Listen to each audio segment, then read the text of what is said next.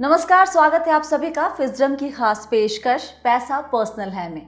आज हम बात करेंगे बढ़ते हुए इंटरेस्ट रेट की और आप कैसे उसके इम्पैक्ट से बच सकते हैं। चलिए शुरू करते हैं। इस फाइनेंशियल साल में अब तक आरबीआई ने 5 बार इंटरेस्ट रेट बढ़ाया है और इसी दौरान होम लोन की दर में भी 2% से अधिक की बढ़ोतरी हुई है। याद रखिए कि जब भी इंटरेस्ट रेट बढ़ता है तो सिर्फ नया लोन ही महंगा नहीं होता, बल्कि पुराना लोन भी महंगा हो जाता है, क्योंकि अब तो अधिकतर लोन फ्लोटिंग रेट पर मिलते हैं। और जब भी इंटरेस्ट रेट में बढ़ोतरी होती है तो या तो आपकी ईएमआई बढ़ेगी या फिर लोन चुकाने का टेन्योर बढ़ेगा, और दोनों ही हालात में लोन लेने वालों के लिए परेशानी। कैसे? उदाहरण से समझते हैं।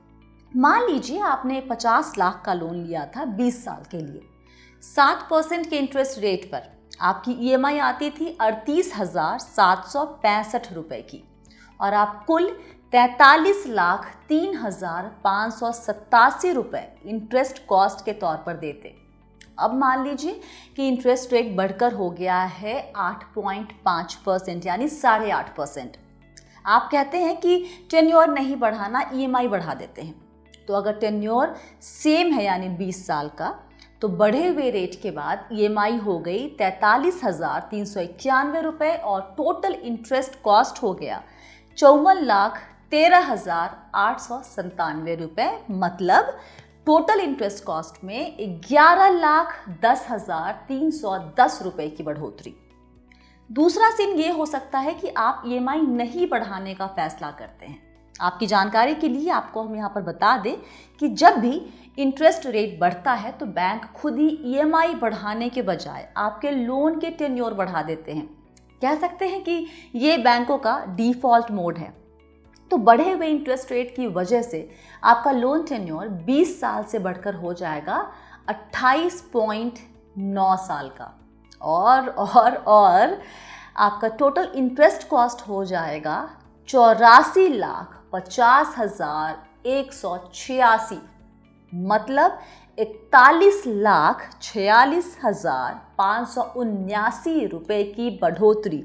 जिनको ये नंबर हिंदी में समझ में नहीं आया उनको हम बता दें, आपका इंटरेस्ट कॉस्ट बढ़ के हो जाएगा 84,50,166।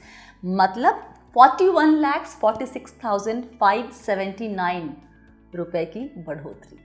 अब बताइए, कभी ऐसा कैलकुलेशन किया था आपने कि टेन्योर बढ़ाने से इंटरेस्ट कॉस्ट इतना ज़्यादा बढ़ जाएगा? नहीं ना। इसलिए अगर आप बढ़ते हुए ब्याज दर की मार से खुद को बचाना चाहते हैं तो आपको ऊपर बताई गई बात में ही उपाय मिल गया होगा, लेकिन जिनको अभी भी नहीं समझा उनको हम बता देते हैं। जब भी इंटरेस्ट रेट बढ़े तो ईएमआई बढ़ाने की कोशिश करें, टेन्योर नहीं। हम ऐसा क्यों कह रहे हैं इसको समझिए। जब भी हम निवेश की बात करते हैं तो हम पावर ऑफ कंपाउंडिंग का जिक्र करते हैं, जो कि हमारे हित में काम करता है। लोन में भी ये पावर ऑफ कंपाउंडिंग काम करता है, लेकिन बैंक के हित में। जितना लंबा लोन का टेन्योर उतना ही ज़्यादा इंटरेस्ट का बर्डन होता है लोन लेने वाले पर, और ये होता है ईएमआई के स्ट्रक्चर की वजह से। हम सब जानते हैं ईएमआई में 2 कंपोनेंट होते हैं, प्रिंसिपल अमाउंट और इंटरेस्ट अमाउंट। आपकी ईएमआई सेम चलती रहती है, लेकिन प्रिंसिपल और इंटरेस्ट का रेशो हर इंस्टॉलमेंट में बदलता रहता है। शुरुआत के सालों में इंटरेस्ट कंपोनेंट ज़्यादा रहता है और प्रिंसिपल कम, और टेन्योर बढ़ने के साथ साथ ये उल्टा हो जाता है।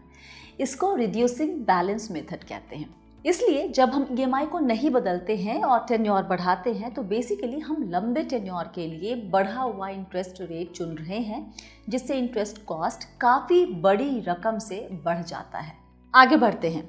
हमने कुछ देर पहले बताया कि जब इंटरेस्ट रेट बढ़े तो ईएमआई बढ़ाओ, टेन्योर नहीं। लेकिन अब अगली मुश्किल, सभी लोग बढ़ते ब्याज दर के साथ ईएमआई नहीं बढ़ा सकते हैं, क्योंकि इनकम तो फिक्स है।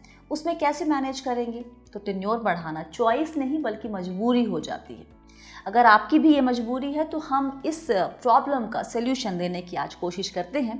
पहली और अहम बात, क्योंकि अधिकतर home loan floating interest rate के बेसिस पर लिए जाते हैं तो पार्शियल प्रीपेमेंट पर कोई पेनल्टी नहीं लगती है। कोई भी पार्शियल प्रीपेमेंट आपके लोन की आउटस्टैंडिंग को तुरंत कम कर देता है और इसकी वजह से आपके इंटरेस्ट आउटफ्लो में भी कमी आ जाती है। आप अपने फिनेंशियल हालात के मुताबिक प्रीपेमेंट को अलग अलग तरीके से अप्रोच कर सकते हैं। पहली बात, यहाँ पर कोशिश करें कि हर साल एक एडिशनल ईएमआई भरने की। आप कहेंगे कि एक एक्स्ट्रा ईएमआई भरने से क्या ही फर्क पड़ेगा। फर्क पड़ता है भाई। ऊपर वाले उदाहरण को ही लेकर चलते हैं। 50 लाख का लोन, इंटरेस्ट बढ़कर हो गया 8.5% और इसकी वजह से ईएमआई बढ़कर हो गई 43,391 रुपये।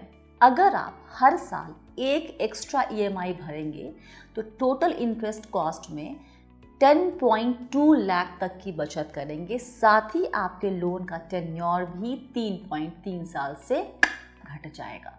दूसरी बात, ईएमआई को हर साल 5% से बढ़ाएं। आपकी सैलरी हर साल बढ़ती है ना, बस उसी तरीके से हर साल ईएमआई 5% से बढ़ाने की कोशिश करें और इंटरेस्ट कॉस्ट में 19.5 लाख की बचत करें और लोन टेन्योर करीब 7.5 साल से कम हो जाएगा।